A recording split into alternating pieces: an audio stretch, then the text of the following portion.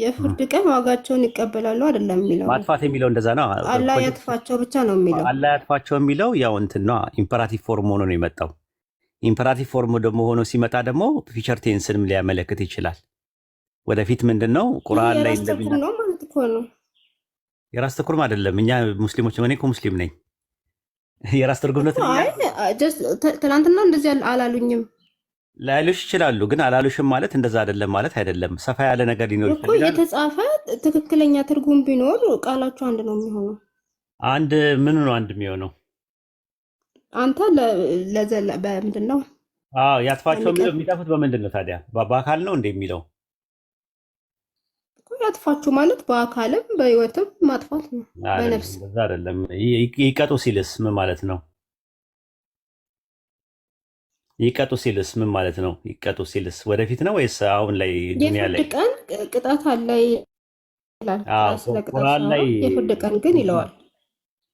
አላህ ያጥፋቸው። አሁን ለምሳሌ ሱረቱ በቀራ ምዕራፍ 2 ቁጥር 278 ላይ እናንተ ያመናችሁ አላህን ፍሩት፣ ከአራጣም የቀረውን ተጠንቀቁ፣ አማኞች እንደሆናችሁ ተጠንቀቁ ይላል። ሱረቱ አንዓም ምዕራፍ 6 ላይ ደግሞ ስትመለከት ቁጥር 10 ላይ እናንተ ጌታችሁን አምልኩት እርሱ በነገሩ ላይ ተጠባባቂ ነው ካለ በኋላ ምንድን ነው የሚለው?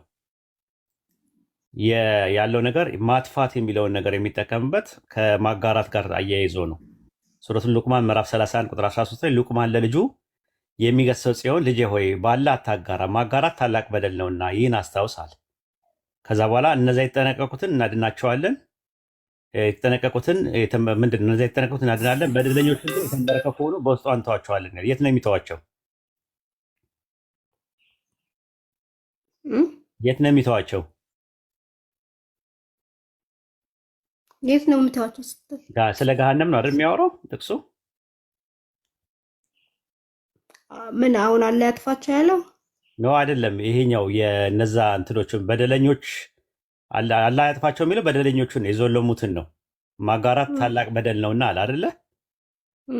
እነዛ የበደሉት ደግሞ የተንበረከኩ ከሆኑ በእርሷ እንተዋቸዋለን አለ። በገሃነም ውስጥ ይተዋሉ፣ እዛ ይቀጣሉ ማለት ነው። ማጥፋት የሚለው ቃል አንቺ የተረገምሽው የሆነ ምንድን ነው የተረጎምሽው? አንቺ ማጥፋት የሚለውን የተረዳሽበት መጀመሪያ እስቲ ልንየው።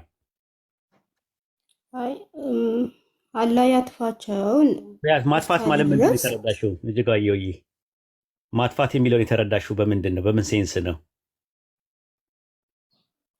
ከምድርም ከዘላለም ሕይወትም ያጥፋቸው ማለት ነው። ከዘላለም ሕይወት ነው እንጂ ከምድር አይደለም። ከምድርም ቢሆን እስቲ ማስረጃ ስጪኝ እንደዛ የሚል ነገር ካለ። ማስረጃ ሳይሆን አሁን እነዛ ፈጣሪ አምላክ ነው የሚሉት ነው የሚለው አይደለም። እንደዛ አይደለም። ኢቭን በራስሽ መጽሐፍ ላይ ማቴዎስ ወንጌል ምዕራፍ 10 ቁጥር 28 ላይ ነፍስን የሚገድሉትን አትፍሩ፣ ነገር ግን ነፍስንም ስጋንም በገሃነም ሊያጠፋ የሚቻለውን ፍሩ ይላል። ስለዚህ በገሃነም ሊያጠፋ ይችላል ወይ? አንዴ ይሄ ስፔሲፊክ አድርጎታል እዚህ ጋር።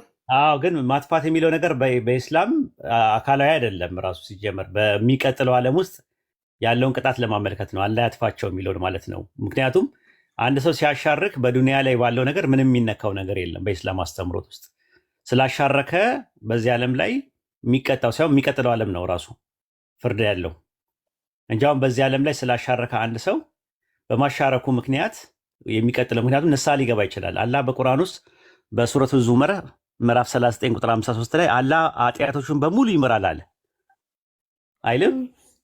አላህ ኃጢአቶቹን በሙሉ ይምራል አለ። ስለዚህ ያሻረከ ሰው ራሱ ቻንስ አለው። ስለዚህ ምን አለ ቁጥር 54 ላይ የቅጣቱ ቀን ከመምጣቱ በፊት ሁላችሁም በንስሐ ወደ አላህ ተመለሰዋል። አየሽ፣ ሁሉም ሰው ኃጢአቱ በሙሉ ነው ያለው። ኃጢአት በሙሉ ይምራል አለ በዱንያ ላይ ማለት ነው። የእስራኤል ልጆች በምድረ በዳ እያሉ ጥጃውን ጣዖት አድርገው ሰርተው እነዛ ያሻረኩ ሰዎች ባሻረኩበት ነገር ወንጀላቸው ንስሐ ሲገቡ አላህ ይቅር ብሏቸዋል አይደል? ንስሐ ከገባ እግዚአብሔር ይቅር ይላል። እንደዛ ማለት ነው። ስለዚህ ያጥፋቸው የሚለው ቃል ትርጉም የሚኖረው በቼ ነው? በዛው ከዘወተሩ እስከ ፍርድ ቀን ድረስ ወይም ሞት እስከሚመጣ ድረስ አይመለከትም ማለት ነው። ቻንስ አላቸው። ራሱ የመክዳትም የማመንም ቻንስ አለ እዚህ ዓለም ላይ ያለ። ነገር ግን የሚቀጥለው ዓለም ሲኬድ ነው ያጥፋቸው የሚለውን ማለት። ያጥፋቸው ደግሞ ኢምፐራቲቭ ፎርም ነው የመጣው። ኢምፐራቲቭ ፎርም ሆኖ ነው የመጣው። አላህ ነው ራሱ በሶስተኛ መደብ ራሱ ወደፊት እንደሚያጠፋ የሚናገር አንቀጽ ነው ማለት ነው። ከዛ አንጻር ነው። ይህ አንተ አረዳድ ነው እንግዲህ። የምን አረዳድ ነው? ሌላ የተለየ አረዳድ ዘላለማዊ ህይወት ቢሆን የፍርድ ቀን ዋጋቸውን ያገኛሉ። የፍርድ ቀን ለምን አይልማ? ምክንያቱም ማጥፋት የሚለው ነገር ፓኒሽመንት የሚባለው ነገር የሚመጣው ከፍርድ ጋር ተያይዞ ነው የሚመጣው። ማን ነው እንደዛ ብላ ያስተማረሽ? ምን አሉሽ? እነ ጃቢር ንገሪኝ። እነዚህ ልጆች እኮ መገረፍ አለባቸው። እሺ ምንድን ነው ያሉሽ እነሱ? አይ በቂ መልስ አልሰጡኝም። አንተም ያልከው እኮ ተስማምቶኛል ማለት አይደለም። አንተ ወደ ምንድን ነው ያሉሽ? እነዚህ ሰዎች መገረፍ አለባቸው። ንገሪኝ መጀመሪያ። እነሱ ምንድን ነው ያሉሽ? አይሽ በጎሪጥ ነው የሚያዩ ጃቢር ተደብቆ። በኋላ ከምትደባደቡ ይቀርባችሁ። ግዴለሽም ንገሪኝ። ያሉሽን ሰዎች የሆነ ነገር በይኝ። ምክንያቱም በጎሪጥ ነው የሚያዩ ተደብቆ እሱ ራሱ። ምንድን ነው ያሉሽ? ንገሪኝ እስኪ ምንድን ነው ያሉሽ? በቃ አትፍሪ። ምንድን ነው ያሉሽ የተለየ ነገር ማለት? አሁንም ቢሆን ያልከው ነገር ኮምፓራቲቭሊ ማለት ያንን ቃል ምንድነው የፍርድ ቀን ያጥፋቸው የሚያጠፋው ታገኛላችሁ ቢል ልክ ነው። ጀሃነም አይደል እንዴ? አላህ እኮ የሚያጠፋው እኮ በጀሃነም ነው ራሱ የሚያጠፋው አይደል? እንደሚያጠፋው ማለት ያው ይቀጣሉ፣ ቅጣት የሚቀበሉ በምድርም በምድር የሚለው ነበረ በእኛ ነው አይደለም። የአላህ ያጥፋቸው ሲል ማጥፋት የሚለውን በምድራዊ ዓለም ውስጥ ከምድረ ገጽ ማጥፋትን ነው የሚያመለክተው የሚለውን ከየት ነው ያመጣሽው? ከኛ መጽሐፍ ውስጥ የትኛው ሙፈሲር ነው ለዛ ብሎ የነገረሽ?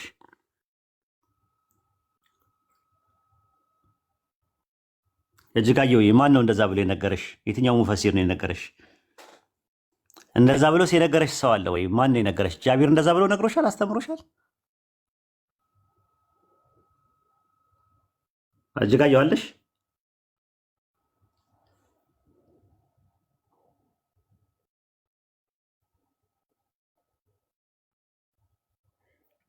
የለችም።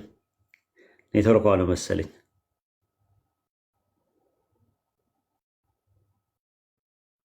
ጃቢር አለ? አለ ኡስታዝ። የሰማው ጸጥ አልክ እኮ የሆነ ነገርማ ብለሃታል። አይ እኔ አይደለም ያልኳት ሌሎች ልጆች ነው ያሏት፣ ግን አንድ አይነት ነገር ነው ያላችኋት። ዘትሩዝ መጥቷል ኡስታዝ። እሺ አይ ልጅቷ ግን አሪፍ ልጅ ናት። እኔ ተመቸችኝ። ጥሩ ልጅ ናት። እየተንከባከብናት ነው እንግዲህ። አስገባልኝ። እንደዚህ አይነት ምስኪን ነገር ናት። አስገባልኝ። ካልሆነ ከትሩዝ ጋር አወራለሁ ትንሽም ቢሆን። ትሩዝ ከባድ ሚዛን ወይ ፋይዶ እንዴት ነህ? ሰላም ነው? እግዚአብሔር ይመስገን ሁሉ ሰላም ነው አሉ። አልሐምዱሊላህ ሁሉ ሰላም ነው። አንተ ጋር? እግዚአብሔር ይመስገን ሁሉ ሰላም። አይ አሪፍ ነው። እሺ በቀደም እኮ ጥሩ ጊዜ ነበር ያሳለፍን የነበር ነው። አዎ ከድሮም እኮ ጥሩ ጊዜ ነበረን፣ እንማማር ነበር። አሁን ሃይማኖት ቀየርክ እንጂ ግን ወንድሜን አሁንም እንግዲህ አንተም ታበዛዋለህ። ምን አበዛዋለሁ? ባይዱ ገና ከመግባት እኮ ነቆራ ጀመርክ እኮ። አልችልም እኔ ድሮውን። እኔ ነቆራ የለኝም እኮ። እና ምንድን ነው ቅቤ እየቀባኝ ነው? አይ በፊት ታስተምረን ነበር፣ አሁን ተቀየርክብን ብዬ ነው። አይ ችግር የለም። በምን ርዕስ ላይ እናውራ? ምንድን ነው ደስ የሚልህ? የተወሰነ እናውራና እኔ ደስ የሚለኝ አሁንም ኮምፔር አንተው ራስህ ኮምፔር እያደረግክ ብናወራ በጣም ብንነጋገር ደስ ይለኝ ነበረ።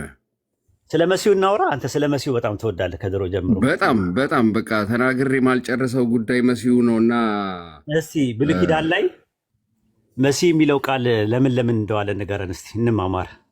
ለምን ውሏል መሲህ የሚለው ቃል? መሲህ ማለት ምን ማለት ነው? መሺያህ የሚለው የዕብራይስጥ ቃልና ክርስቶስ ማለት የተቀባው ማለት ነው። የተቀባ ማለት ለምን ውሏል? ለምሳሌ አሁን አይሁዶች ዳዊትንም የተቀባ ነው ብለው የሚከራከሩ አሉ። ለነገስታት፣ ለካህናት፣ ለሌዋውያኑ። ኦኬ። ስለዚህ የፍጡር ማዕረግ ነው ማለት ነው መሲህ ማለት። አይሁዶች ለዛም ይጠቀሙበታል።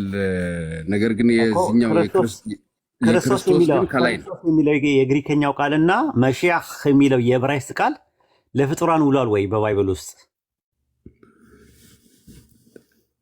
እንትኑ ስርዓቱ ይለያያል እንጂ እሱ ነው እኮ የምልህ እኮ። ምክንያቱም የክርስቶስ የሚለው የአማርኛው ቃል ወይም ክራይስት የሚለው የእንግሊዝኛ ቃል ክርስቶስ ከሚለው ከግሪከኛ ቃል የመጣ ነው። መሲህ የሚለው ቃል የግዕዝና የአረብኛ ቃል መሺያህ ከሚል ከዕብራይስጥ ቃል የተገኘ ነው።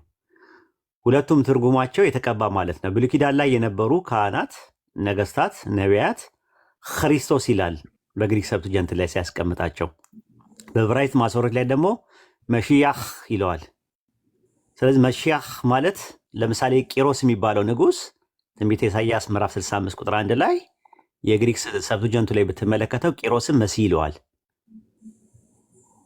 ግልጽ ነው። ትክክል። የቀባው ይለዋል። አዎ ከአመፃ ይጨር ዳንኤል 9:24 ላይ አመፃ ይጨርስ፣ ኃጢአትን ያስተሰሪ፣ የዘላለም ጽድቅን ያስገባ፣ ቅድስተ ቅዱሳን ይቀባ ዘንድ በሕዝብና በከተማይቱ ላይ 7 ሱባዔ ተቆጥሯልና ይላል። ያ ስለ ክርስቶስ አይደለም፣ ስለ ክርስቶስ አይደለም። ለዛ ነው አየህ የመጣውልህ፣ አውቄ ነው የመጣውልህ። ስለ ሕዝብና ስለ ኃጢአት ላይ 7 ሱባዔ ተቆጥሯልና ይላል። አንድ ሱባዔ ስንት ጊዜ ነው? አንድ ሱባዔ 7 ዓመት ማለት ነው። 7 ዓመት ማለት ሱባዔ ማለት ምን ማለት ነው? ትርጉሙ ሻቡዋት ከሚለው 7 ከሚለው የመጣ ነው። 7 ማለት ነው ራሱ። በጣም ጥሩ። ስለዚህ ስንት ሱባዔ ናቸው እዛ ጋር የተጠቀሱት? 72 አይ ቲንክ ነው። 69ኛው ነው 72ኛው ነው አይደለም። ስንት ሱባዔ ናቸው የተጠቀሱት? አጠቃላይ ሱባዔ ስንት ነው? ስንት ሱባዔ ተቆጥሯል? አጠቃላይ አይ ቲንክ ወደ 3 ሱባዔዎች ተጠቅሰዋል ካልተሳሳትኩኝ። እንደገና አጠቃላይ ስንት ነው ነው ያልኩ። በስንት ተከፍለዋል አይደለም ያልኩ። አንድ ሱባዔ 7 ዓመት ነው። ገባኝ። አጠቃላይ ስንት ሱባዔ ነው የተጠቀሰው? ስንት ሱባዔ ተቆጥሯል ነው የሚለው ዳንኤል ላይ። ኃጢአትን ያስተሰርይ ቅድስተ ቅዱሳኑን ያገባ ዘንድ ብሎ አይ ቲንክ 72 መሰለኝ ካልተሳሳትኩ። 7 ሱባዔ ተቆጥሯልና እውቅም ማስተውልም ኢየሩሳሌምን መጠገንና መስራት ትእዛዝ እስከሚወጣበት እስከ አለቃው እስከ መሲሁ ድረስ ነው የሚለው። አጠቃላይ 7 ሱባዔ ተቆጥሯልና ዳንኤል 9:4 ላይ ድድገምልህ። አመፃ ይጨርስ፣ ኃጢአትን ይፈጽም፣ በደልን ያስተሰርይ፣ የዘላለምን ጽድቅን ያገባ፣ ራእይና ትንቢትን ያትም፣ ቅድስተ ቅዱሳንን ይቀባ ዘንድ በሕዝብና በቅድስቱ ከተማ ላይ 7 ሱባዔ ተቆጥሯልና አለ። ሱባዔ የሚለው የዕብራይስጥ ቃል ሹቪኢም ነው የሚለው ሳምንታት ማለት ነው። ሻቡዋ ከሚለው ነው የመጣው። ሳምንት ማለት ነው። ሻቡዋ ማለት 7 ማለት ትርጉሙ በሌላ አባባል 7 ሱባዔ ማለት 7 ሳምንት ማለት ነው። አንድ ሳምንት 7 ቀናት ከሆነ 7 ሲባዛ በ7 ስታደርገው 490 ዓመት ይሆናል። ልክ ነኝ?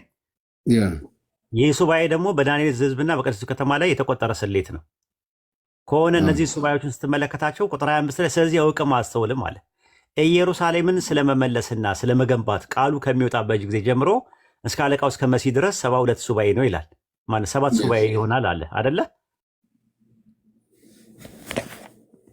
አለ ከኔ ጋር አለው።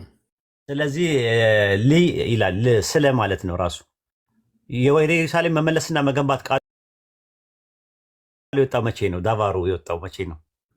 ንጉሱ ሳይረስ በሚያውጅበት ሰዓት አይደለም የወጣው የሚለው ወደ መልሶ ግንባታ ስለ ኢየሩሳሌም ስለመመለስና ስለመገንባት ቃሉ ከሚወጣበት ጀምሮ እስከ አለቃው እስከ መሲህ ድረስ ነው 7 ሱባዔ የተባለው። አሁን ኤርሚያስ 29:10 ላይ ነው የወጣው አይደለ? ያህዌ እንዲህ ይላል 70 ዓመት ከ70 ዓመት በኋላ ትመለሳላችሁ ነው የሚላቸው። አይደለም፣ እሱን አይደለም የሚለው። መልካሚቱን ቃል ተፈጽማታለሁ ብሎ በኤርሚያስ በኩል የተናገረው ቃሉ የወጣው መቼ ነው? በኤርሚያስ ጊዜ መቼ ነው ጊዜው? ካልኩሌሽኑን መስራት አለብኝ እኮ መቼ ነው እንትን የሚለው ማለት ነው። በኤርሚያስ አሁን የባቢሎን ምርኮ የተካሄደው መቼ ነው? የባቢሎን ምርኮ ከንጉሱ ዳዊት ከ14 ትውልድ በኋላ በናቡከደነፆር ናቡከደነፆር መጥቶ ሲመጣ ነው አይደል? በ605 ስለዚህ ሁለተኛ ነገሥት 24:12 የባቢሎን ንጉስ ዮአኪን በነገሰ በ8ኛው ዓመት ነው የያዘው። ከዛ በኋላ የባቢሎን ንጉስ ዮአኪንን አጎቱ ማታንን በእርሱ ፋንታ ነገሰ። ስሙ ሴዴቅያስ ብሎ ለወጠው አይደል? ትክክል። ኦኬ። ከለወጠው በኋላ እስከ ሴዴቅያስ ድረስ 11 ዓመት ነው አይደለ? ድረስ የተንከባከበው ንጉሱን እስከ ሴዴቅያስ ድረስ ነው የተንከባከበው። ማንን? ዮአኪንም ማለት ነው። አዎ። ከዛ እንደዛ ከሆነ ምንድን ነው የምታደርገው? በ11ኛው ከሆነ ከ8 ሲደመር 11 ስንት ነው የሚሆነው? 19 19 ምክንያቱም እዛ ጋር ከዘበኞቹ አለቃ የነበረው የከለዳውያን ቁጥሩ ላይ የኢየሩሳሌም ቅጥር ዙሪያ አፈረሱ ይላል። አሁን 19 ከሆነ 586 ይሆናል ማለት ነው አይደለ? ሂሳቡን መስራት አለብኝ ግን 8 ሲደመር 11 ስንት ነው? 19 እኮ ታዲያ 19 ነው። ከ605 ላይ 19 ቀንስ ስንት ይሆናል? ከ605 ላይ 19 አዎ 586 አይደል? 586 ስለዚህ ወደ ኢየሩሳሌም ለመመለስና ለመገንባት ቅድመ ቃሉ የወጣው በኤርሚያስ ጊዜ የወጣው በስንት ነው? በ586 ነው አይደለ? አይዞህ ከ586 ጀምሮ 7 ሱባኤ ቁጥር 7 ሱባኤ 7 ሲባዛ በ7 49 ዓመት አይደል? 49 ዓመት ስቀንስ ስንት ይሆናል? ከ586 ላይ ወደ 540 ምናምን ይሆናል። እስክሪብቶ መያዝ አለብኝ። ያዝና ጻፍ። በቃ አንተ ማትስ እንዴት ነህ? ማትስ ደህና ነኝ። ድሮ ሎጋሪትም ምናምን ነገር ሁላ ሰራ ነበረ። አሁን ኳድራቲክና ሊኒየር ኢኩዌሽን እንሰራለሁ።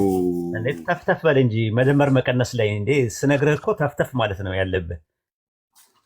አዎ እሺ ቀጥል እንድገመው ለማረጋገጥ ያክል።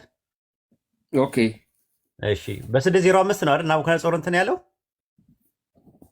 ከተማዋን ያዛት። አዎ ከዛ በኋላ ዮአኪም በነገሰ በ8ኛው ዓመት ያዘው ነው የሚለው። ስለዚህ 8 ዓመት አለ ያዝክ አይደለ?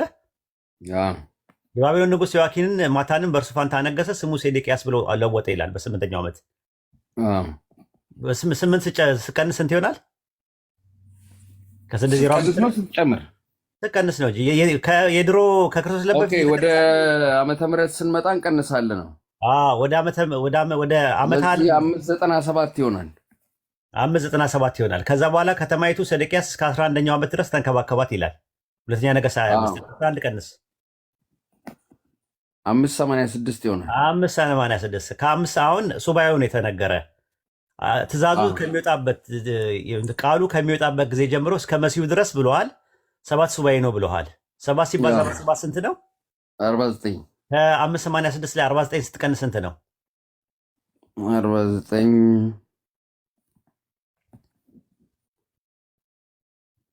ወደ 437 ሂደህ ከእንደገና እንትን በል። ከ586 ላይ 49 ዓመት ከ586 ላይ 49 ዓመት ኖ 79 49 ዓመት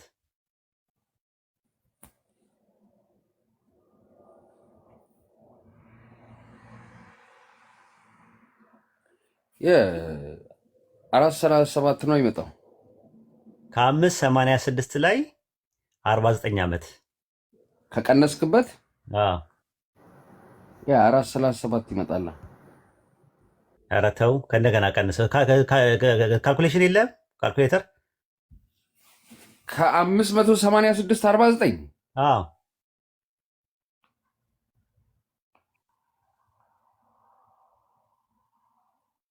ካልኩሌተር የለም እዛው ጋር ያው ቀነስኩት እኮ ከ1697 ነው ከ743 ነው። ኦኬ 537 ታዲያ ምን ሆናል? 537 ነው። በ537 ላይ የተነሳ ንጉሥ አለ፣ የተቀባ መሲህ አለ። እዝራ አንዳንድ ላይ በኤርሚያስ አፍ የተናገረው የያህዌ ቃል ይፈጸም ዘንድ አለ። ዳባር በፋርስ ንጉሥ በቂሮስ በመጀመሪያ ዓመት ያህዌ የፋርስን ንጉሥ የቂሮስን መንፈስ አስነሳ አይልም? እዝራ አንዳንድ ላይ ይላል። ስለዚህ ኢሳያስ 45:1 ላይ ደግሞ መሲሁ ተብሏል። ቂሮስ ያው ለቀባሁት ይለዋል። ለቀባሁት ሲለው እዛ አይነት መሲህ አይደለም ነው። እንደዛ ነው። መሲሁ ነው። እስከ አለቃው እስከ መሲህ ነው። እስከ አለቃው ማለት እስከ ንጉሱ ማለት ነው። ሮሽ ማለት ንጉስ ነው። ንጉሱ ቂሮስ የቂሮስ ንጉስ የሚባለው የፋርሱ ንጉስ መሲህ ተብሏል።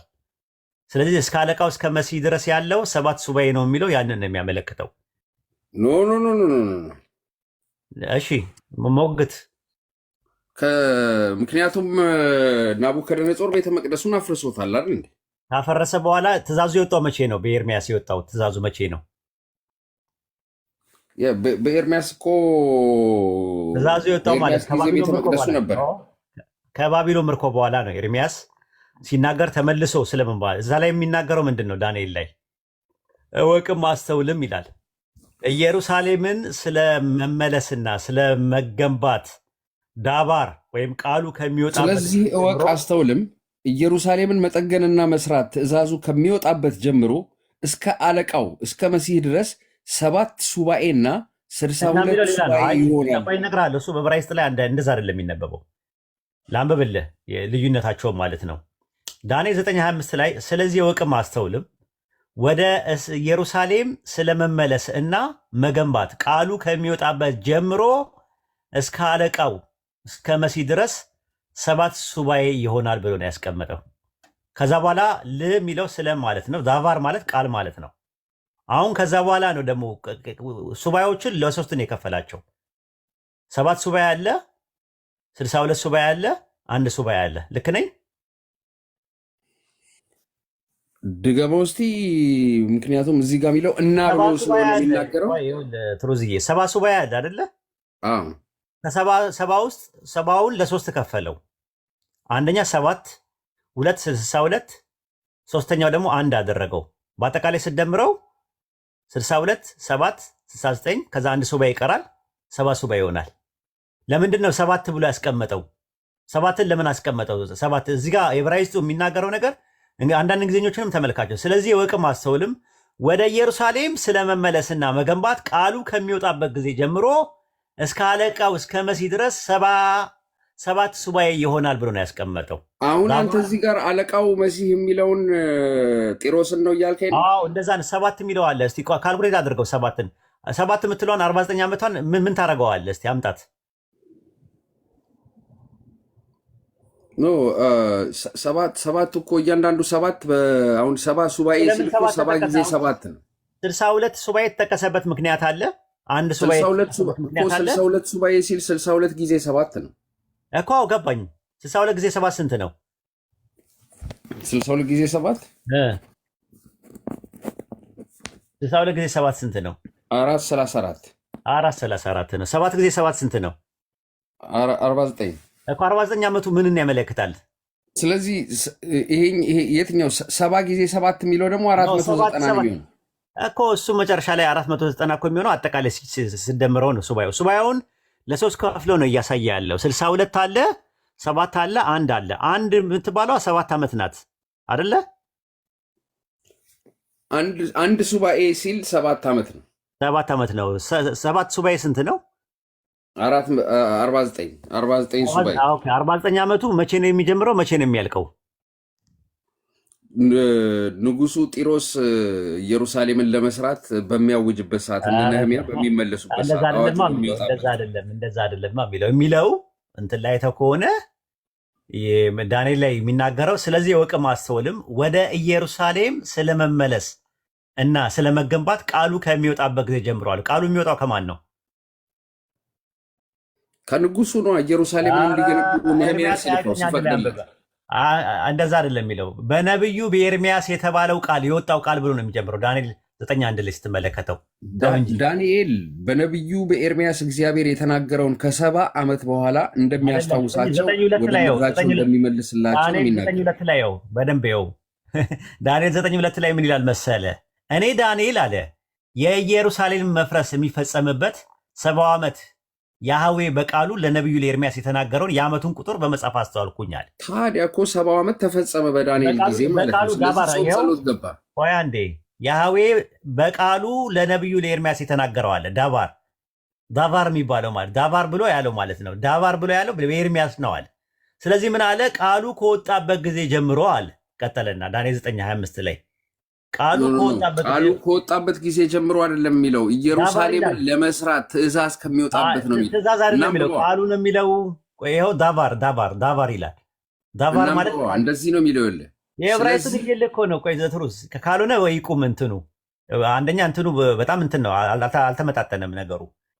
እኔ እያወራሁልህ ያለሁት 9:25 ነው። የለም ትለኛለህ። ዳቫር የሚል ቃል የለም። የለም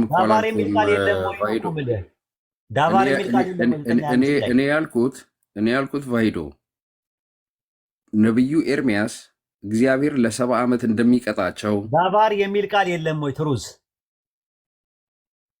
እኔ ሂብሩን ቃሉን አላውቀውም። ይሄንን ታዲያ የለም እንዴት ትለኛለህ ሳታውቅ? ኖ እኔ የለም እኮ አላልኩም። እኔ እኮ አልከኝ እኮ አይ እንደዛ የሚል ነገር የለም አልከኝ። 9:25 ላይ እንደዚህ ነው የሚያወራው። ስለዚህ ወቅም አስተውልም ወደ ኢየሩሳሌም ስለመመለስና ወደ ኢየሩሳሌም ስለመመለስ አይናገርማ። ኢየሩሳሌምን መጠገንና መስራት ትእዛዙ ከሚወጣበት ጀምሮ ነው። የዕብራይስጡን ይዤ ነው ማወራልህ እኮ አልኩህ እኮ። አዲስ ነገር መማር ካልፈለክ ቶ ይለፍ በቃ። የምር በቃ ማለት አዲስ ነገር መማር አልፈለክም። ኦኬ አሁን አንተ ምትለው ያለው በዕብራይስጥኛው እየተረጎምከው ነው። አዎ እንደዛ ነው የሚለው። አንድ አይሁዳዊ ቢገባ ያስረዳ ነበር። የአይሁዶችን አንደርስታንዲንግ ነው የምነግርህ።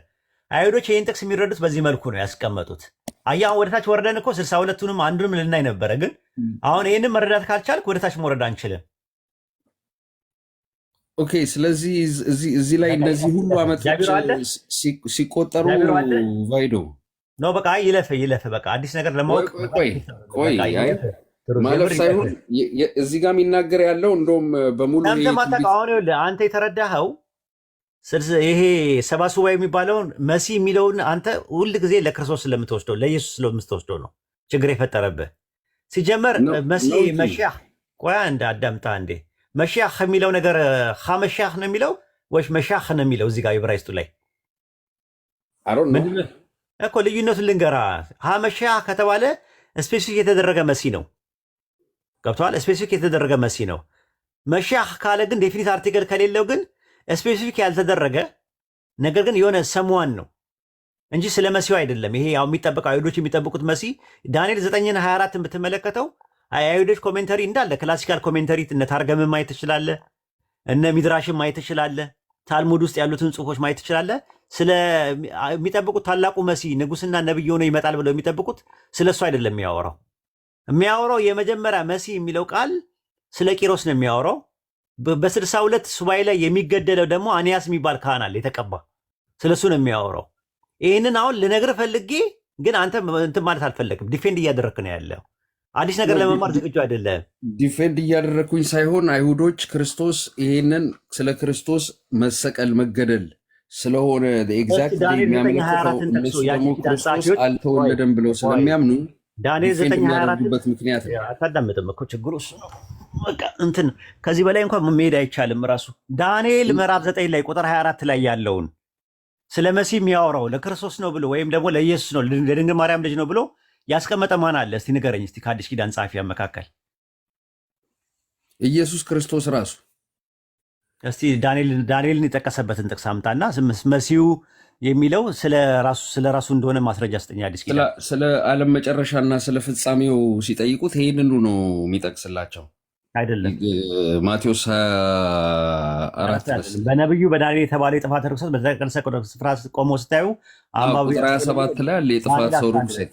ዳንኤል 11 ላይ ነው ያለው እሱ። ኧረ ይኸው 27 ላይ ያለ እሱ ነው። የግሬ ማስታወሻውን ከፈለክ ሂድና አንብበው። አይልም እንደዛ። ዳንኤል ሱባኤው ስለ ሱባኤው አይደለም እየተናገረ ያለው በነብዩ አንብበው። እንደዚህ ይላል። ይኸውልህ ቁጥር 27 ላይ ምን ይላል? እርሱም ከብዙ ሰዎች ጋር ጽኑ ቃል ኪዳን ለአንድ ሱባኤ ያደርጋል ነው አይደለም? የጠየቁት ጥያቄ እንትን ላይ ነው ያልኩት። ማቴዎስ ወንጌል ላይ ምዕራፍ 24 ላይ ያለውን ጥቅስ እነሆ በነብዩ በዳንኤል የተባለ የጥፋት ርኩሰት የተባለው ማስታወሻ የግሬ ቆያ አትቸኩል። ከስር የግሬ ማስታወሻ ነው ይኸውና፣ የቱ ጋር ሪፈረንስ ያደርግሃል? ባይብል ላይ ሃርድ ኮፒውን ሂድ ነው ሰደው። እሺ ወደ እሱ እንሄድበታለን፣ ግን ይህንን አንዴ እናንብበው። የጥፋት ርኩሰቱን ያቆማሉ የሚለው ዳንኤል 11 ላይ ነው ያለው። እነሆ በነብዩ በዳንኤል የተባለው ኮሜንታሪ ተመልከት። አንተ የራስን አተረጓጎም አትውሰድ። የራሴን አይደለም። ምን ይላል? ይኸውልህ እርሱም ከብዙ ሰዎች ጋር ጽኑ ቃል ኪዳን ለአንድ ሱባኤ ያደርጋል፣ በሱባኤውም እኩሌታ መስዋዕቱንና ቁርባኑን ያስቀራል። አንድ ሱባኤው ማን ያስቀራል በኋላ ማለት ነው። ይሄ አሁን መጨረሻ ላይ እነሱ መሲሁ ብለው የሚቀበሉት የጥፋት ሰው ሲመጣ ማለት ነው። መቼ ነው 3 ዓመት ተኩል? አንዱ ሱባኤ የሚጀምረው መቼ ነው? ቤተ መቅደሱ ሲገነባ፣ አሁን 3ኛው ቤተ መቅደስ ሲገነባ። ታዲያ ከአንተ ጋር አይሄድማ። አሁን ይሄ እኮ ትንቢት ነው፣ ኢየሱስንም ተሻግሮ የሚመጣ ነገር ነው ብለን ያስቀመጥክልኝ። እኔ ጠየቅኩት። ይሄ እኮ እስከ መጨረሻው እኮ እየተናገረ ነው። ስለዚህ በርኩሰትም ጫፍ ላይ አጥፊ ይመጣል እስከተቆጠረው። አንዴ ላንብበዋ ስክሪፕቸሩን ቫይዶ ልንግባባ አልቻልንም። ማቴዎስ ወንጌል ምዕራፍ 24 ላይ ቆይ ምዕራፍ 24 ላይ ቁጥር ስንት ላይ ነው ያለው? በነቢዩ በዳንኤል የተባለው የጥፋት ርኩሰት በተቀደሰ ስፍራ ቆሞ ስታዩ ተራራ ላይ ሲቆም አንባቢው ያስተውል ይላል። ቁጥር ስንት ላይ ነው ያለው? 24:15 ላይ ነው። ሄጄ ማንበብ አለብኝ። 24:15 አውጣው። 24:15 ላውጣው።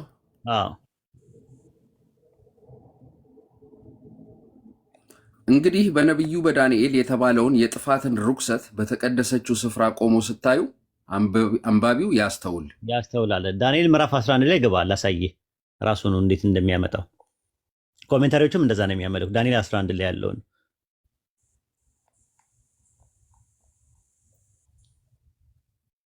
ዳንኤል 11 ስንት? እሺ ቁጥር 22 ላይ እስቲ ግባና 22 ምናምን የሚጎርፍም ሰራዊት ከፊቱ ይወሰዳል፣ እርሱና የቃል ኪዳኑ አለቃ ይሰበራሉ። ቆይ አንዴ ላውጣው እስቲ።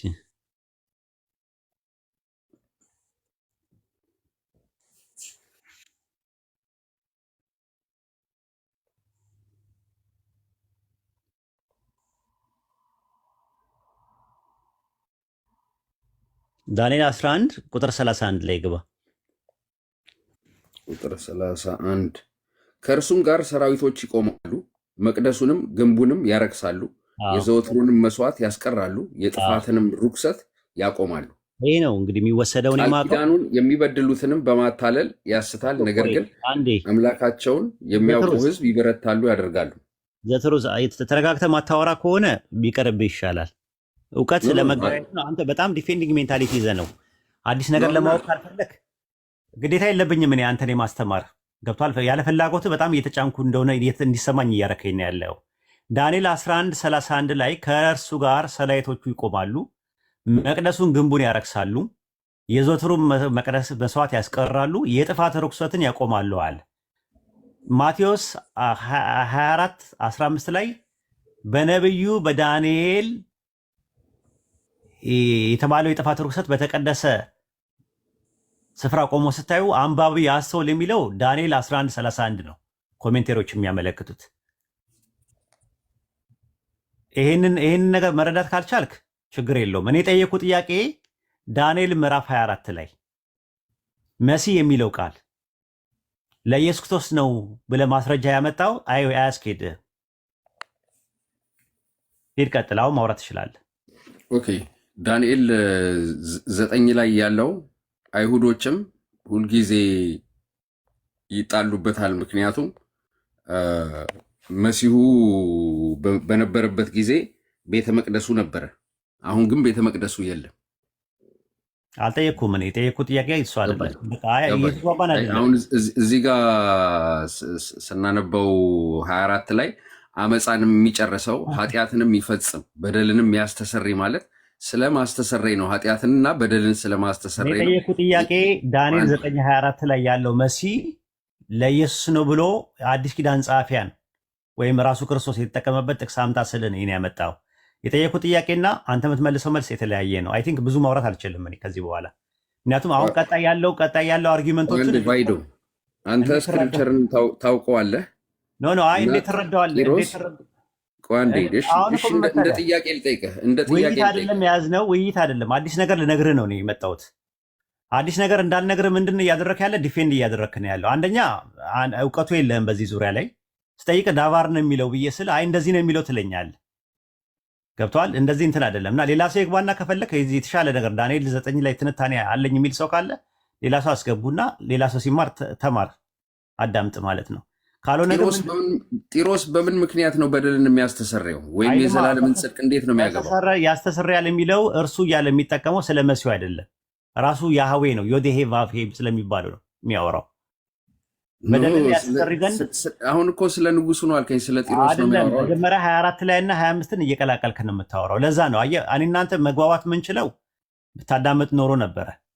ሁሉን ነገር ምንድነው ጭፍልቅ ፕሪሰፖስድ የሆነ አንደርስታንዲንግ ነው ያለ፣ መቅደመ ልባዊ መረዳት ነው ያለ። ያንን መረዳት ወደኋላ የነበረውን መረዳት ይዘ ነው አሁን ማለት እንትን ነው። ያንን ነገር አሁን ለማውጣት በጣም ከባድ ነው። ውስጥ የተሰገሰገው ምንድን ነው? አዲስ ነገር ለማወቅ አይደለም፣ የበፊቱ ነው ራሱ ተሰግስገው ቁጭ ስላለ ከዛ ነገር ጋር ሲጋጭበት ዲፌንድ እየሆንክ ነው ያለው። ዲፌንዲንግ ሜንታሊቲ ነው ያዝከው። የምትረጋጋ ከሆነ አሁንም እየተረጋጋ አይደለም። ካልተረጋጋ አይሆንም። ራሱ ስነግር አዲሱን ነገር ምን እንዳልኩ እንኳን አልተገነዘብከውም። ስለዚህ የምትረጋጋ ከሆነ አንድ እድል ልስጥህ። ኦኬ፣ እሰማሃለሁ ሳይሆን አንድ በአንድ እንድናየው ነው የፈለግኩት። ራሱ የዳንኤል መጽሐፍ ምዕራፍ 24ን ምዕራፍ 9ን ቁጥር 25 ላይ መሲህ የተባለው ኢየሱስ ስለመሆኑ ማስረጃ አለ? የአዲስ ኪዳን አለቃው መሲህ መሲህ የተባለው እዛ ጋር ዳንኤል 9:24 ላይ ኢየሱስ ነው የሚል ማስረጃ አለ አዲስ ኪዳን ላይ? አዎ። እሺ፣ ስጠኝ ጥቅስ።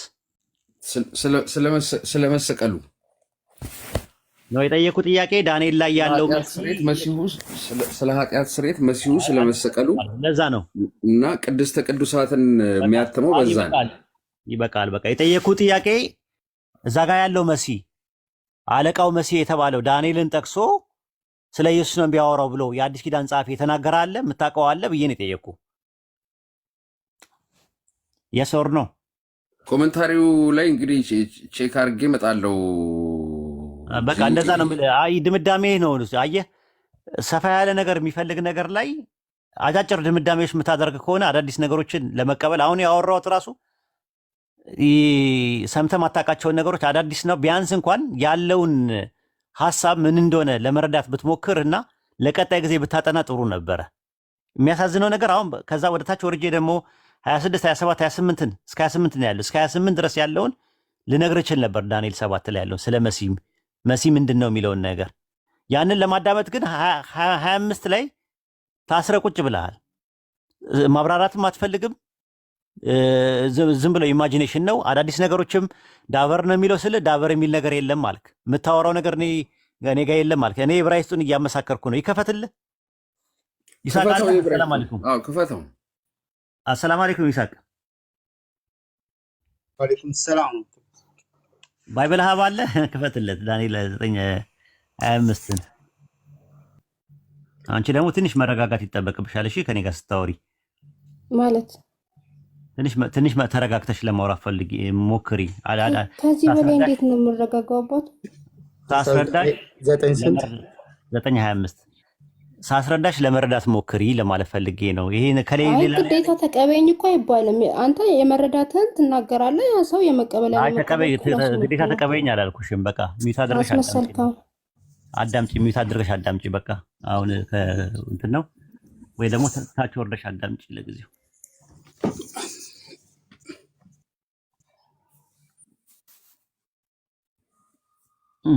እሺ ከፈትክለት ይሳቅዬ?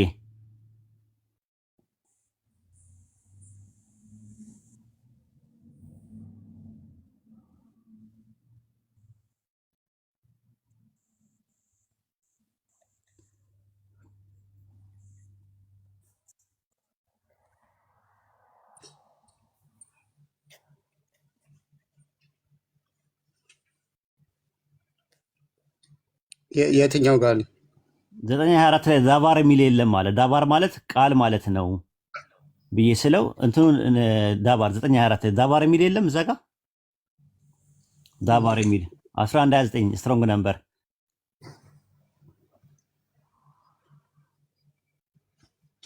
9:25 ወላ 9:24 9:25 ላይ ስትሮንግ ነምበር 11:29 ላይ ገባለት። ማነው? ይቅርታ 1697 ስትሮንግ ነምበር አውጣለት።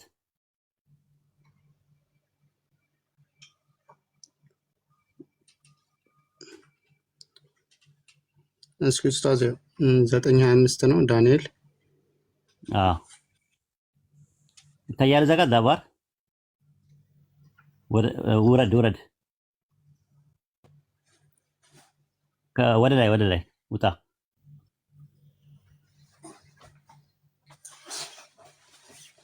1697 የሚፈልግ 1697 እዚህ ላይ 1697 ኦኬ አለ። አገኘው?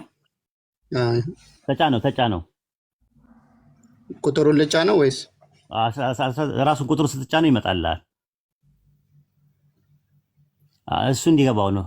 ይታያል ዘትሩስ Yes, he says dabar noun masculine ይላል እኮ ምን ይላል? ወርድ የሚል የለም። Yes, he says word, matter, thing, speech. አዎ Is ስለዚህ it አሁን command and promise?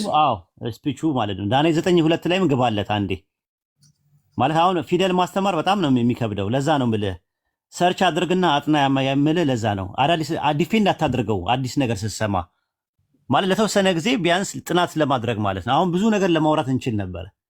እንዳናወራ የሚያደርገን ነገር ምንድን ነው? እያንዳንዱ ነው ፊደል ነው የምናስተምረው። 9:2 ግባ። ያ 9:2 ኡስታዝ። እዛ ጋር ማለት ነው በነብዩ በኤርሚያስ የተባለው ላይ በነብዩ በኤርሚያስ የተባለው ቃል ብሎ ነው የሚያስቀምጠው። 1967 ግባ። 1697 ግባ። 1697 ስትሮንግ ነበሩ እዛው ላይ የገባበት ላይ 9:2 ላይ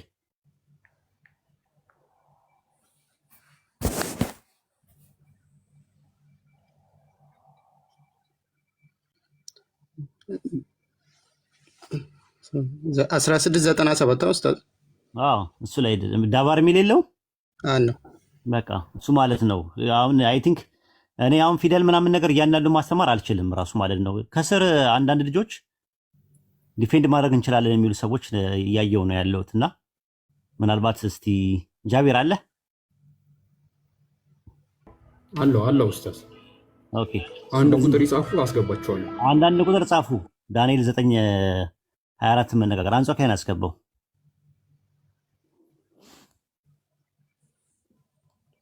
ትሩዛ አዳምጠን እንግዲህ ስናወራኛ ችግር የለውም እኔ ያዳምጣለሁ። ግን ዳንኤል 9:24 የሚናገር ያለው አመፃን ይጨርስ ኃጢአትን ያስተሰሪ ነው የሚለው እና ቅድስተ ቅዱሳኑንም ያገባ ዘንድ ነው የሚለው። አንዴ በቃ ምክንያቱም እኔ አሁን ከእንደገና አሁን እንትን አይደለህም ፊደል አላስተምረም አንተ ስለ ፊደሉ ሳይሆን አሁን አጥንተና ምክንያቱም ታይረስ እንዴት ሆኖ ነው ኃጢአትን የሚያስተሰርየው? ሌላ ሰው አስገባ። ስለ እንትን አይደለም የሚያወራው፣ ስለ መሲሁ አይደለም የሚያወራው አጠቃላይ ፈጣሪ ምን እንደሚያደርግ ነው የሚናገረው እንጂ ስለ እንትን አይደለም። አንጸካ ይሰማል። ሰላማችሁ ጫጫታ ላይ ነው ያለው። ምን አልከኝ? ጫጫታ ላይ ነው ያለው። በጣም ይቅርታ። እንትን እኔ ጋር አይደለም እንትን ውጭ እንትን ጎረቤት ነው። ስልክን አስተካክለናቸው ከጫጫታው ላይ ገለል በል ወይ ይረብሻል። እኔ ጋር አይደለም እንትን ጎረቤት ነው። ውጣና ከጎረቤት ወጣ ብለህ የሆነ መኝታ ቤት ነገር ግባና አውራኝ።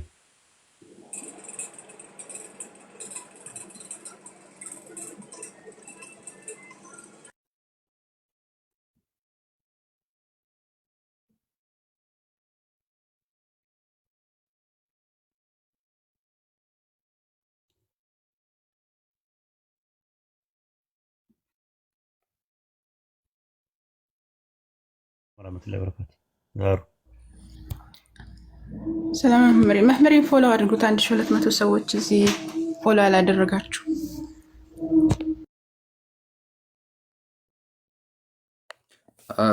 ቫይዶ የዘላለም ጽድቅ የሚለውን እስኪ ያብራራል። ሰባ ሱባኤ እኮ አለ እኮ አመፃ የጨርስ ኃጢአትን ያስተሰሪ። ዘላለም የሚለው ደግሞ እስከተወሰነ ጊዜ ነው። ኦህላም ነው የሚለው የሚጠቀመው ኦህላም የሚለው ነገር ማለት ነው። ኦህላም ነው የሚለው አይተህ ከሆነ እንትን ላይ ማነው ዘዳግም ላይ ባሪያ መሆን ቢፈልግ ጆሮውን በስተ ለዘላለም ባሪያ አድርገው ይላል አይልም? አሁን ለ7 ዓመት አልወጣም ካለ ባርነትን በቤቱ ባርነትን ከመረጠ በደጅ ላይ ጆሮውን ብሳው እዛው ይኑር አንተ ቤት ይኑር ይለዋል። ለዘላለም ባሪያ አድርገው ይላል። ለዘላለም ሲል ምን ማለት ነው? ኢንድለስ ማለት ነው ወይስ as long as he lives and as long as his children live? በቃ እንደዛ ማለት ነው። ዲስፔንሴሽናል የሆኑ ነገሮች ላይ ለማመልከት ይመጣሉ። ዘላለም የሚለው ቃል ኦላም የሚለው ቃል ባቢሎን ላይ በአራት ይከፈላል። ኦላም የሚለው ቃል አንደኛ መጀመሪያና መጨረሻ ላይ የሌለው ነገር፣ ሁለተኛ መጀመሪያ ላለው መጨረሻ ላለው፣ መጀመሪያው ለሚታወቅና መጨረሻው ለማይታወቅ ነገር ይገባል። ሶስተኛ መጀመሪያ ላለው መጨረሻ ላለው፣ መጀመሪያው ለሚታወቅ መጨረሻው ለሌለው ነገር ይገባል። አራተኛው የመጨረሻ ነገር መጀመሪያ ላለው መጨረሻው ለሌለው፣ ግን መጀመሪያው መጨረሻውም ለማይታወቅ ነገር ኦላም የሚለው ቃል ይገባል። የተለያየ አተረጓጉማለሁ። አሁን ነጥቡ ያለው ግን 25 ላይ ነው ያለው። 7 ሱባኤ የተጠቀመበት ማለት ነው። እሱ መቀጠል የምችል ከሆነ ትቀጥላለህ ማለት ነው። አይ አዳዲስ ነገሮችን ስነግርህ እንትን ማትለኝ ከሆነ ወደ ሌላ ሰው ላስተላልፈው ነው። ይሄኛው ሙግት ክርስቲያኖቹና አይሁዶችም ስለሚከራከሩበት እኮ ነው። እኔ የአይሁዶችን ይዤ ነው የምሞግተው። የአይሁዶችን ሙሉ ለሙሉ ኮምፕሊትሊ የእነሱን ነው የምቀበለው። ለምን ኢየሱስ ከመምጣቱ በፊትም ይህንን አንደርስታንድ የሚያደርጉት ሚድራሽ በሚባለው ነገር ታርገም ላይ እንትን በሚሉት ላይ ታልሙዲክ የሆኑ ሶርሶች ላይ ብትመለከተው እንደዛ ነው የተረዱት። ያ መረዳት ስህተት ከሆነ ኢየሱስ ከመምጣቱ በፊት ተሳስተው ነበር እነዚህ ሰዎች። ኢየሱስ ስለመጣ የቀየሩት ነገር አይደለም። እሱ ነው መጨረሻ ላይ አይሁዶች ይሄ ትንቢተ ዳንኤል 29:24 ለክርስቲያኖች ያዳላል አልኩ አላሉ። ማን ነው እንደዛ ያለው? ከነ ዴቪድ ውድስ ጋር ማን ነው ስሙን ረሳሁት። አንድ ጆሽ ማን ሲከራከር እንደዛ አለ። ማን የሚባለው?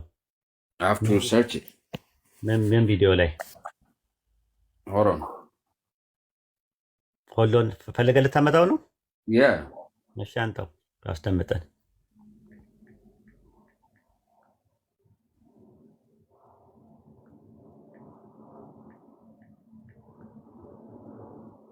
እስከዛ ለቤሊ እድሉ እንስጠው፣ በኋላ ላይ ታመጣዋለህ። ቤሊ ሰላም ነው? እንዴት ናችሁ? ሰላም ነው። እንዴት ነህ? አለው እግዚአብሔር ይመስገን። ሰላም ነው። ሰላም ነው። ዲፌንድ ልታደርግ ነው ዳንኤል 9:25ን? አይደለም፣ እኔ ጥያቄ ነበረኝ። ሰው እንዴት ብሎ ነው ገነት የሚገባው የሚለውን ነገር በሙስሊም እንድታስረዳኝ ነበር። ኦኬ፣ እኛ የጀመርነው እንትን ስላለ ዳንኤል 9:25 ላይ ያለውን እንጨርስና እንነግራለን። ከፈለግ ከታገስክ ማለት ነው። እሺ ኦኬ፣ እሺ። የእኔ ቀላል ነገር ስለሆነ ብትመልስልኝ ደስ ይለኝ ነበር እኮ። አዎ፣ ግን አረስት ይዘናል እንዳይደባለቅ። አዳማጭም ታችም ስላለ ልጁም ደግሞ እየወራን ስላለ እሱ ላይ ማውራት ምችል ከሆነ ትሄዳለህ። ማውራት ካልቻልክ ግን ትታገሳለህ ማለት ነው። አያልቅብህም አይደል? ያልቃል። ብትቆይ የሆነ ይሟሟል። አይ ማማማት ሳይሆን ልጁም እንትን እስከሚል ማለት ነው።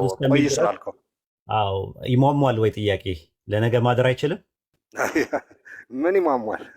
ስለዚህ ትና ማለት ነው። ጥያቄ ያለ ጥያቄ መኖር ትችላለህ። እና ያኛውንም ከቴዎሎጂካል ክርክሩ ይልቅ ለሰው ልጅ የሚጠቅመው እንዴት ነው የሚዳነው የሚለው በጣም ወደው አረስት ነው። ዴሊ በጣም ወደው አረስት ነው። ወላሂ በጣም ወደው ስለ ሳሊቬሽን ከፈለክ ማውራት እንችላለን። ከዘፍጥረት ጀምረን ዘይንድ ኦፍ ዘዴ ለምን መሰለህ? ሰው ልጅ በዛም አለ በዚህም በክርስትናውም በእስልምናውም ዘይንድ ኦፍ ዘዴ በቃ መዳን ነው። ገነት የሚባለውን ቦታ ለመውረስ ነው። እና በምን ይዳናል በላይ ርዕስ የለም ብዬ ከክርስትና በእስልምና ከፈለግ ከኔ ጋር ታወራለህ። በጣም ወደው ወላሂ ከዚህኛው ይልቅ ይሄኛውን ነው የምወደው እኔ። አረስቱ ግን ምንድነው አሁን የተጀመረ ነገር አለ። እኔ መንገዱ አሁን እኔ እንትን ስላለኝ ነው። አሁን ምን ተስፋ አለ ወይ ለመዳን በእስልምና? እሱን ነው የምልህ። አሪፍ ነገር ነው ግን አሁን አቸኩል። እንደ ጓያ ነቃ የፊት ለፊታችንን ብቻ እንመልከት እና ሸማ የሚለበሰው በየፈርጁ ነው አይደለ? እሺ እኔ ጓያ ነቃ አላውቅም። እሺ ሸማ የሚለበሰው በየፈርጁ። እሺ ስለዚህ አሁን ጠብቅ ማለት ነው። አሁን የተጀመረው አረስት አለ። በአረስቱ እጠብቃለሁ። እሺ እኔ አዲስ አበባ ነኝ፣ ጓያ አላውቅም። ግን እሺ ይሁን በቃ እጠብቃለሁ። አይ ችግር የለውም። ምሳሌ ነው። እኔም የአዲስ አበባ ልጅ ነኝ እኮ።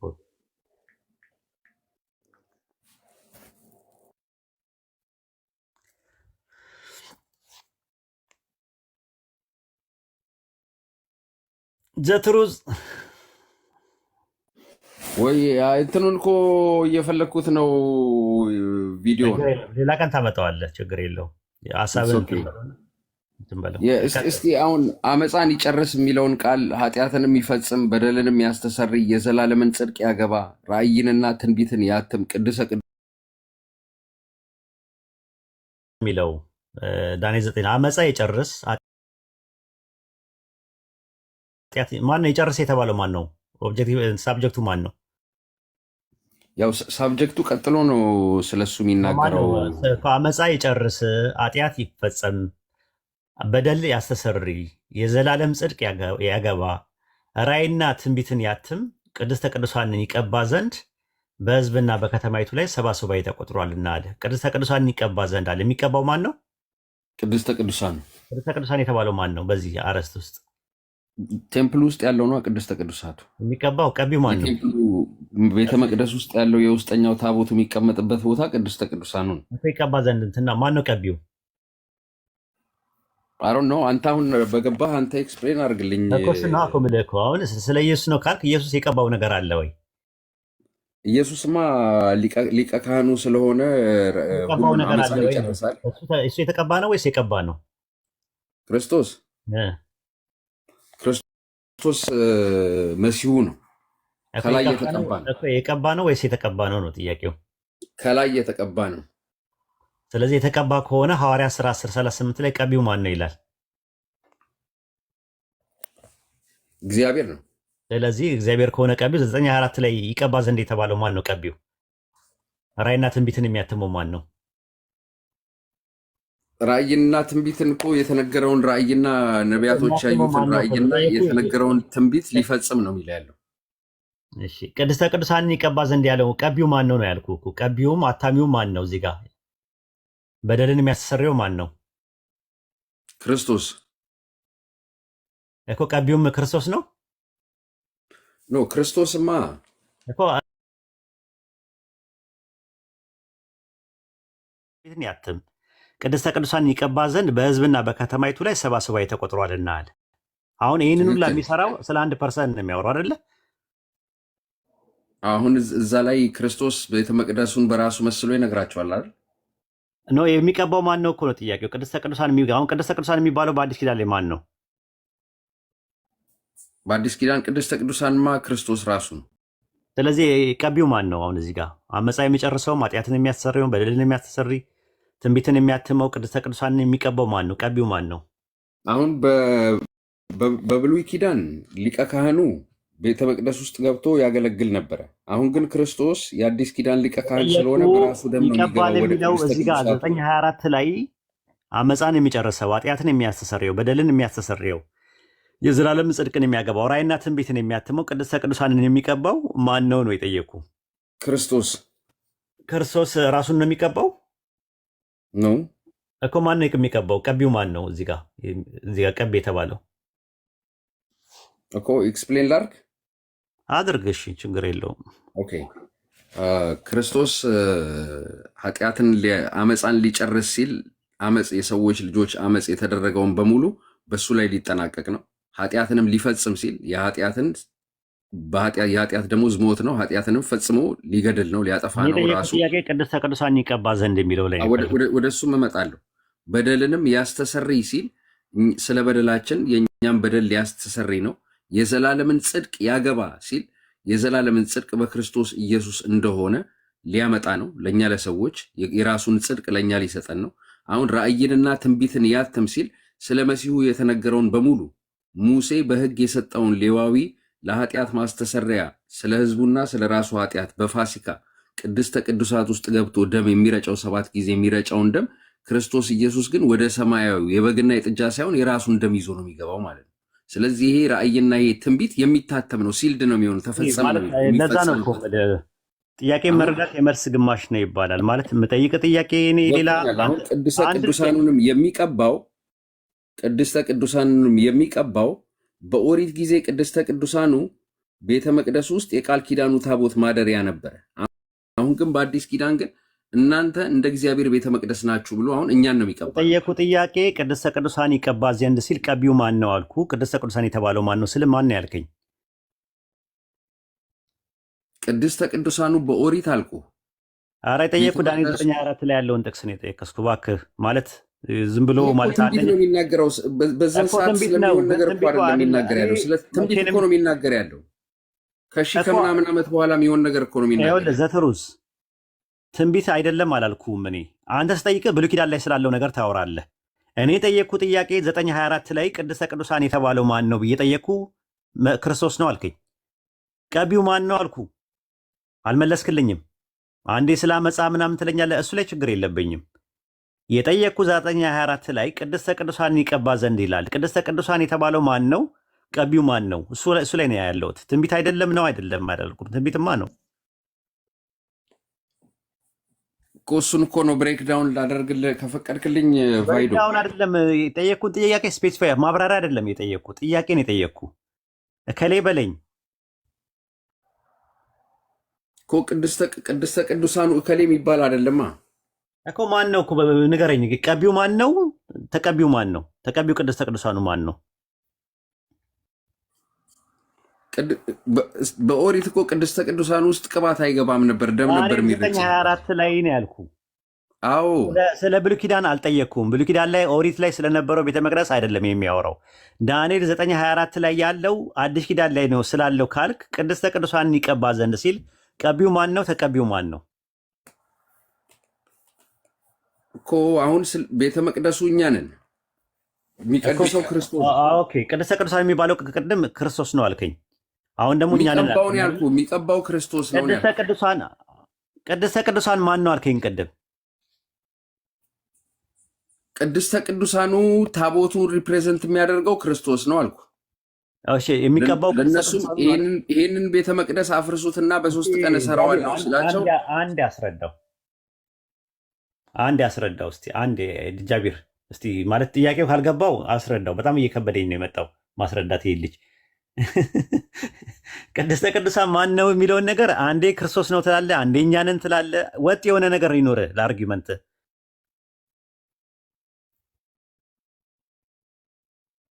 ጃቢር አለ? እሺ ይሳቅ አለ? ይሳቅ እስቲ ያስረዳው።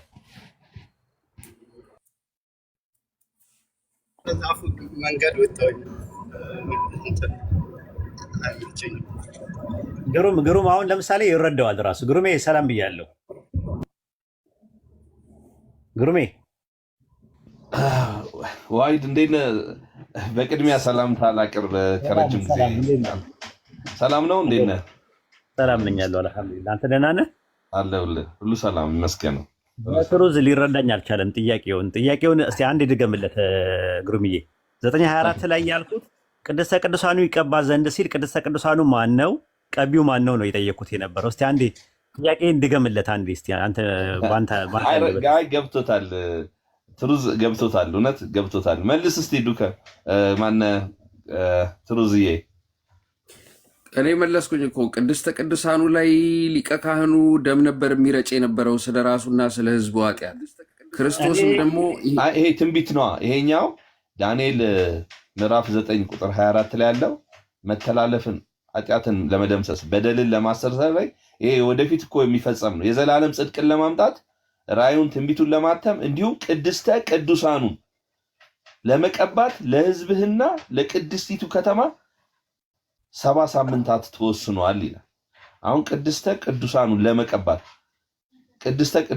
ለመቀባት ይላል እና እዚህ ጋር ቅድስተ ቅዱሳን የሚለው ቀቢው ማን ነው ነው የሚቀባው ማን ነው አይደለም? ካልተሳሳትኩ ወሂድ እንደዛ ነው ያልኩት ነበር። ትክክል። እኔም እኮ ገብቶኛል እኮ። ቀቢው ማን ነው ነው? ቀቢው ክርስቶስ ነው። የሚቀባው ደግሞ በደሙ ነው አልኩት እኮ። ማን ነው የሚቀባው? የሚቀባው ቅድስተ ቅዱሳኑ ማን ነው ነው ጥያቄ። ኦኬ አሁን ሪፈረንስ ለምሳሌ ዕብራውያን 9:11 ላይ ነገር ግን ክርስቶስ ይመጣ ዘንድ ላለው መልካም ነገር ካህናት ሆኖ ቆይ ማብራሪያ አይደለም የፈለግኩት። ቅድስተ ቅዱሳን አሁን ይኸውልህ ቀቢው ክርስቶስ ነው አልክ። ተመልከት እንግዲህ ሌላ ትምህርት ነው፣ አዲስ ትምህርት።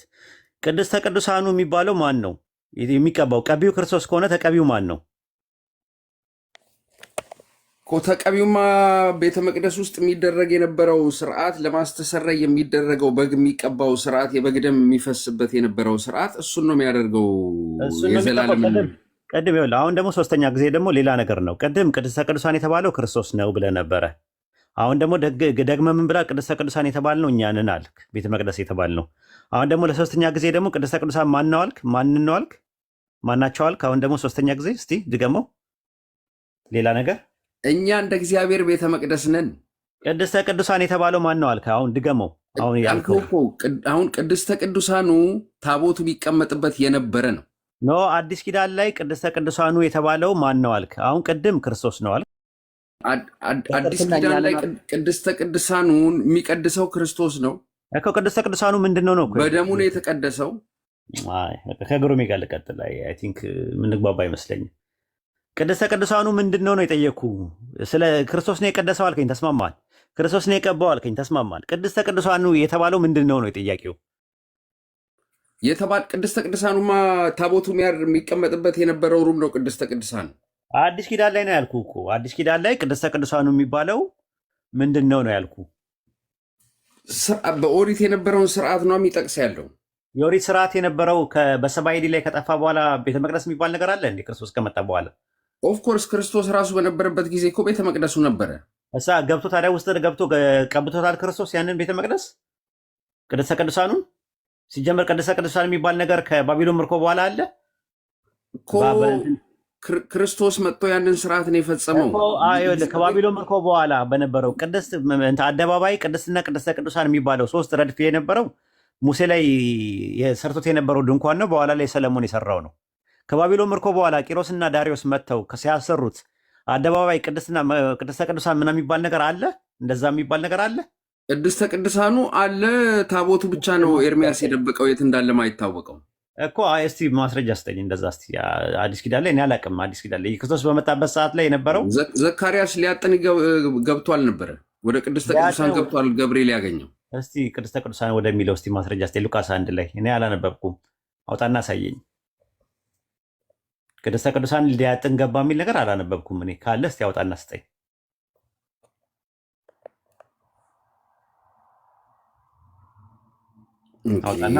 አውጣና አሳየኝ። እኔ አላውቅም። ራሱ አዳዲስ ነገር ነው እንትን የምትለው አንተ። እንደሚመቸህ ነው ኢንተርፕሬት የምታደርገው። እኔ እንደሚመቸኝ አይደለም። አንዴ ክርስቶስ ነው ትላለህ፣ አንዴ እኛንን ትላለህ። አሁን ደግሞ ራሱ ቤተ መቅደስ የድንጋዩ ቤተ መቅደስ ነው ቅድስተ ቅዱሳን የተባለው እያልከኝ ነው ያለው። እና ሉቃስ 1 ላይ ሲያወጣውና ዘካርያስን ነው ያልኩህ እኮ። በኦሪት የነበረው ቤተ መቅደስ ስርዓቱ ነው የነበረው። ቅድስተ ቅዱሳን የሚባለው ዘካርያስ የገባበት ነገር ቅድስተ ቅዱሳን ተብሏል የሚለውን ነገር ሉቃስ 1 ላይ አለ ብላል። እስቲ ያውጣና አሳየኝ።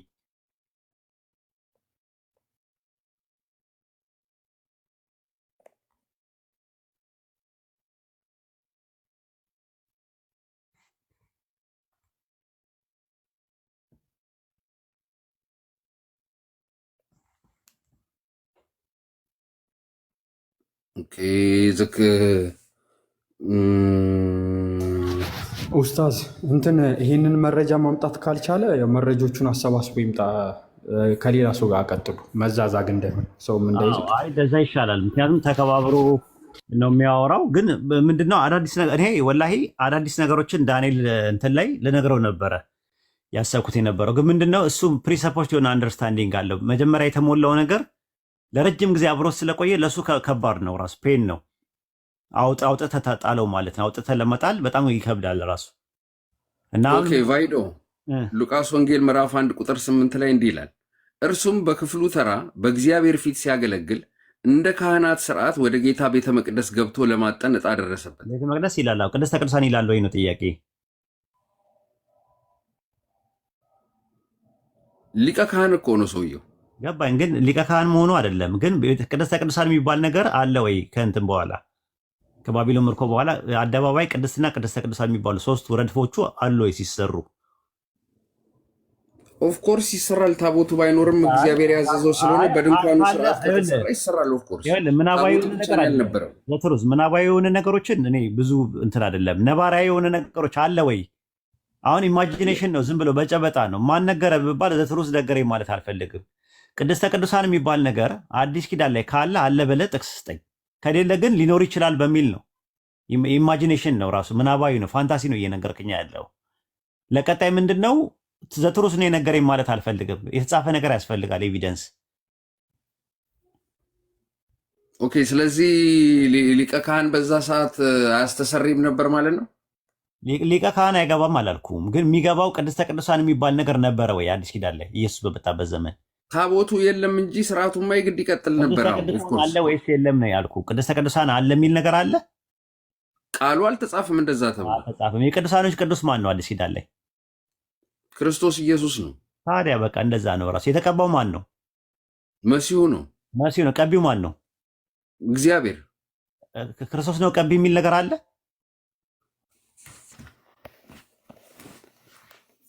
በአዲስ ኪዳን ያ በአዲስ ኪዳን የተቀባው ክርስቶስ ኢየሱስ ነው። መንፈስ ቅዱስ ነው የሰጠው እሱ ነው። በኦሪት እግዚአብሔር መንፈስ ክርስቶስ ቀቢ ነው የሚል አዲስ ኪዳን ላይ አለ ወይ ነው? የተቀባው ማን ነው ብዬ አልጠየኩም። ቀቢው ማን ነው ነው? ኢየሱስ ቀቢ ነው የሚል ነገር አለ ወይ ነው? በአዲስ ኪዳን እኮ የቅባት ስርዓት የለም። በኦሪት ነው እንጂ የነበረው። እሱማ ቅባት እኮ የምለው እኮ እንትን ነው፣ መንፈስ ቅዱስን ነው እኮ አዲስ ኪዳን ላይ ስማወራ። አሁን አንተ የምታወራው ነገር መንፈስ ቅዱስን እፍ ብሎ ሰጣቸው ይላል። ስለዚህ በዛ ሴንስ ከሄድክ፣ በብሉይ ሴንስ ከሄድክ ቀባቸው ማለት ነው። መንፈስ ቅዱስ አይደለም፣ እንደዛ ማለት አይደለም። ራሱ እሱ አሁን ሌላ ረስት ነው ራሱን የቻለ ማለት ነው። ኤኒዌይ ችግር የለውም። ለቤሊ እንተውለትና በቃ ስለ ሳሊቬሽን እናወራ ከቤሊ ጋር ይመስለኛል አይደል? ጃቢሮ እንደዛ አይሻልም? አዎ እንትን ዘትሩዝ ይሄ የተነሳውን ሀሳብ በደንብ አጥናውና ሰፋ ያለ ነገር ይዘመተ እንደ ሙገታ ነገር ቢደረግ አሪፍ ነው። አዎ አሁን አንተ መሞገት ማለት አላጠናህም። በዛ ዙሪያ ላይ ሰፊ የሆነ ጽሑፍ የሚፈልግ ነገር ነው፣ ሰፋ ያለ ነገር የሚፈልግ ነው። ያንን አላጠናውም። ሳታጠናው ደግሞ እኔ ደግሞ እያንዳንዷን ነገሮች ላስረዳ ስሞክር አንተ እንደ መከራከር አድርግ ነው። ለመከራከር በዛ ዙሪያ ላይ በቂ እውቀት ኖሮ ልክ ባለፈው ነገረ ክርስቶስ ላይ ስናወራ በቂ ጥናት አጥንተሃል።